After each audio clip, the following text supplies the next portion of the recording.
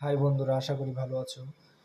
তো দেখতেই পাচ্ছ, পুলিশের যে 2024 সালের ট্রেনি রিক্রুট কনস্টেবল পদের নিয়োগ বিজ্ঞপ্তিটা ছিল, সেটা ইতিমধ্যে প্রকাশ পেয়েছে। এই নিয়োগ বিজ্ঞপ্তির অনলাইনে আবেদন শুরু 1 অক্টোবর 2024 থেকে।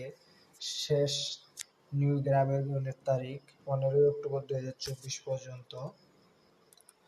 তো আমরা প্রথমেই দেখিনি বয়স সীমাটা হলো 18 হতে 20 বছর। যে সকল প্রার্থীর বয়স 15 অক্টোবর 2024 তারিখে বর্ণিত বয়সসীমার মধ্যে থাকবে, তারা আবেদনের যোগ্য মর্মে বিবেচিত হবেন। এক্ষেত্রে মুক্তিযোদ্ধা, শহীদ মুক্তিযুদ্ধ ও বীরাঙ্গনার সন্তানদের জন্য নির্ধারিত কোটা প্রার্থীদের জন্য বিদ্যমান কোটা পদ্ধতি অনুষ্ঠিত হবে। অর্থাৎ যারা যারা এই সার্কুলার আবেদন করবেন, তাদের বয়স অবশ্যই 18 থেকে 20 বছরের মধ্যে হতে হবে।